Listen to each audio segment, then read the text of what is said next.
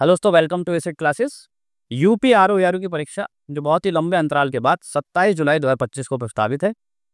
आज है 1 जून और ऑलमोस्ट अगर मैं मान के चलूँ तो आपकी परीक्षा को 50 दिन से ज़्यादा का समय नहीं बचा है। तो मैं ये मान के चल रहा हूँ कि जितने भी सीरियस कैंडिडेट होंगे उन्होंने ऑलमोस्ट अपनी तैयारी खत्म कर ली होगी। अब वो रिवीजन ही कर रहे होंगे, जो भी इंपॉर्टेंट टॉपिक्स है उसको कवर कर रहे होंगे। तो इसी को ध्यान में रखते हुए मैं एक सीरीज़ चालू कर रहा हूँ, जो कि मोस्ट इंपॉर्टेंट क्वेश्चंस की एक सीरीज है, जिसमें हम लोग उन क्वेश्चंस पर चर्चा करेंगे जो कि आपके परीक्षा में आने के चांसेस होते हैं या फिर कहीं ना कहीं किसी परीक्षा में पूछे गए हैं।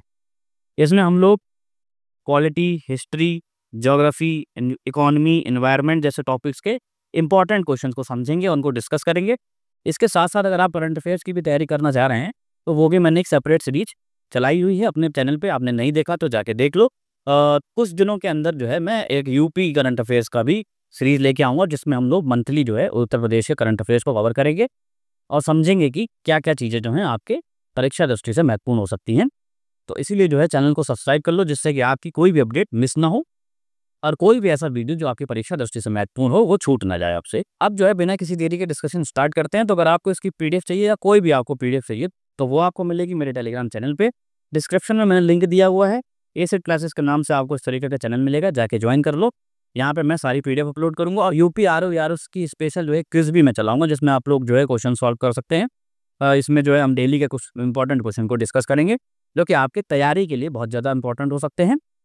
तो अब बिना किसी देरी के डिस्कशन स्टार्ट करते हैं। तो समझते हैं क्वेश्चन क्या कह रहा है। तो देखो, बात यह है कि सबसे पहले एक और चीज़, आप लोग इसको सॉल्व करने का कोशिश करो अपने आप से और कमेंट में स्कोर जरूर बताना अपना कि आपके कितने सवाल सही हो रहे हैं, ठीक है। तो समझते हैं। तो क्वेश्चन ये कह रहा है कि which one of the following is not a feature of Indian federalism. ठीक है, सबसे पहले तो ये याद रखना कि नॉट बोला है कि नहीं बोला है, ठीक है। क्वेश्चन गलत करने के चांस यहाँ पे ज़्यादा हो जाते हैं। तो यहाँ पे कह रहा है कि जो भारतीय संघवाद का कौन सा ऐसा फीचर नहीं है, आपको बताना है इसमें से। तो ऑप्शन ए है there is an independent judiciary in India. Option B powers have been clearly divided between the centre and state, यानी कि सेपरेशन ऑफ पावर की यहाँ पे बात चल रही है। ऑप्शन सी कह रहा है कि the federating units have been given unequal representation in the Rajya Sabha. Option D है it is the result of an agreement among the federating units. ठीक है, आप इसको सॉल्व करो, मैं इसका सही आंसर बताता हूं। तो सही आंसर होगा option number D, it is the result of an agreement among the federating units. अब इसका अर्थ क्या हुआ? बात यह है कि भारतीय जो संघवाद है वो राज्यों के मध्य समझौते का परिणाम नहीं है। अगर हम यूएस से कंपेयर करते हैं तो यूएस में जो राज्य हैं वो अपनी एक फ्रीडम रखते हैं, ठीक है। बट भारत में ऐसा नहीं है। भारत में राज्यों का कोई कॉन्स्टिट्यूशन नहीं है, कोई फ्लैग नहीं है, एक ही हमारा कॉन्स्टिट्यूशन है, एक ही हमारा नेशनल फ्लैग है ना, सब उसी को मानते हैं। तो इसलिए जो है ये फीचर जो है भारतीय संघवाद का नहीं है। ऑप्शन नंबर डी यहाँ पे सही होगा। तो अब देखते हैं नेक्स्ट क्वेश्चन। तो यहाँ पे कॉलम ए को कॉलम बी से मैच करना है। कॉलम ए में कुछ आर्टिकल बताए हुए हैं और कॉलम बी में कुछ प्रोविजंस बताए हुए हैं, तो आपको इसको मैच करना है। तो अब सॉल्व करते हैं इसको। तो आर्टिकल 1 जो है वो क्या कहता है? आर्टिकल 1 बेसिकली बात करता है India as a union of state की, ठीक है। आर्टिकल 3 की मैं बात करूँ तो formation of new state and alteration of boundaries की यहाँ पे बात करता है। ऑप्शन सी की बात करते हैं, आर्टिकल 5 जो है वो citizenship with the commencement of the constitution की बात करता है। वहीं अगर आर्टिकल 14 की बात करते हैं तो इक्वलिटी बिफोर लॉ, जो कि फंडामेंटल राइट है, उसकी बात करता है, ठीक है। तो इसका कोड बना लेते हैं। तो ए का हो जाएगा तीसरा, बी का हो गया दूसरा, सी का हो जाएगा चौथा और डी का हो गया पहला, ठीक है। तो 3 2 4 1 वहाँ पे है। तो ऑप्शन नंबर ए जो है इसका सही होगा, ठीक है। तो ये आपका सही आंसर हो गया। बढ़ते हैं नेक्स्ट क्वेश्चन की तरफ। तो यहाँ पे ये कह रहा है कि which of the following is not a method of acquiring Indian citizenship, यानी कि भारतीय नागरिकता को प्राप्त करने का इसमें से कौन सा तरीका नहीं है। ऑप्शन है आपके by birth, option B by descent, option C by registration, option D by inheritance, ठीक है। इसका सही आंसर होगा ऑप्शन डी, बाय इनहेरिटेंस जो है आप इसको नहीं ग्रांट कर सकते हैं। बाय बर्थ आप ले सकते हैं, डिसेंट आप ले सकते हैं, रजिस्ट्रेशन के माध्यम से ले सकते हैं, इनहेरिटेंस नहीं है आपके लिए, ठीक है। पढ़ते हैं नेक्स्ट क्वेश्चन की तरफ। तो यहाँ पे कह रहा है कि which of the following words is not mentioned in the preamble of the Indian constitution, यानी कि जो भारतीय संविधान की प्रस्तावना है आपको बताना है कि इन चारों में से कौन सा शब्द है जो उसमें शामिल नहीं है। ऑप्शन ए सोवरेन यानी कि संप्रभु, ऑप्शन बी सोशलिस्ट यानी कि समाजवाद, ऑप्शन सी फेडरल यानी कि संघवाद, ऑप्शन डी सेकुलर, ठीक है। तो आपको बताना है कि इसमें कौन सा शब्द जो है नहीं है। तो इसका सही आंसर होगा ऑप्शन नंबर सी, फेडरल शब्द जो है वो भारतीय संविधान की प्रस्तावना में कहीं भी मेंशन नहीं है। बाकी ये 3 शब्द जो हैं वो इसमें मेंशन है, ठीक है। अब बढ़ते हैं नेक्स्ट क्वेश्चन की तरफ। तो यहाँ पे कह रहा है कि which article of the Indian constitution describe India as a union of states. अभी हमने जो मैच थ्री कॉलम वाले क्वेश्चन सॉल्व किया था उसमें यही सेम क्वेश्चन डिस्कस किया था। तो इसमें सही आंसर होगा आर्टिकल नंबर 1, ऑप्शन नंबर ए आपका सही होगा। आर्टिकल 1 ये डिस्क्राइब करता है कि भारत जो है वो राज्यों का संघ है। नेक्स्ट क्वेश्चन देखते हैं, तो यहाँ पे कह रहा है कि the power to admit new states into the union और establish new states is given to, यानी कि नए राज्यों को शामिल करने और उनके निर्माण का जो अधिकार है वो किसके पास है? तो ऑप्शन आपके पास है प्रेसिडेंट ऑफ इंडिया, और बी जो है पार्लियामेंट, सी सुप्रीम कोर्ट, डी जो है स्टेट लेजिस्लेचर। इसका सही आंसर होगा ऑप्शन नंबर बी, पार्लियामेंट के पास जो है इस तरीके का अधिकार है कि वैसे कानून बना सकती है।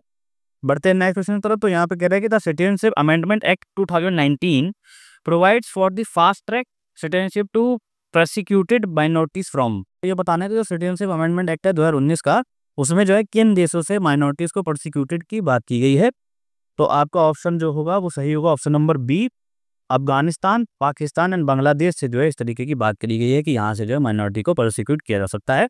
नेक्स्ट क्वेश्चन की तरफ, तो यहाँ पे कह रहा है कि which of the following fundamental right is guaranteed only to Indian citizen and not to foreigners, यानी कि कौन सा ऐसा फंडामेंटल राइट है जो केवल भारतीय नागरिकों को मिला हुआ है, किसी विदेशी नागरिकों को इस तरीके का अधिकार नहीं है। ठीक है, तो option number A, right to equality article 14 जो आता है, राइट टू फ्रीडम आर्टिकल 19 में जो आता है, राइट टू लाइफ जो आर्टिकल 21 में आता है, राइट टू कॉन्स्टिट्यूशनल रेमेडीज जो आर्टिकल 32 में आता है। ठीक है, तो इसका सही आंसर क्या होगा? वो होगा option number B, right to freedom जो आर्टिकल 19 में आता है, वो जो है केवल भारतीय नागरिकों को प्राप्त है, किसी फॉरेनर को जो है इस तरीके का अधिकार नहीं मिला हुआ है। ठीक है, पढ़ते हैं नेक्स्ट क्वेश्चन की तरफ, तो यहाँ पे कह रहा है कि which of the following article is related to abolition of untouchability, कौन सा आर्टिकल जो है वो अस्पृश्यता की बात करता है? उस वजह सही आंसर होगा वो होगा ऑप्शन नंबर बी, आर्टिकल 17 जो है इस तरीके के प्रावधानों को करता है कि अनटचेबिलिटी को वो अबोलिश करने की बात करता है। ठीक है, आगे बढ़ते हैं, तो यहाँ पे कह रहा है विच of the following is not a fundamental right, यानी कि आपको बताना है कि कौन सा ऐसा जो है वो मूल अधिकार नहीं है। इसमें जो ऑप्शन है वो है option number A, right to equality, right to property,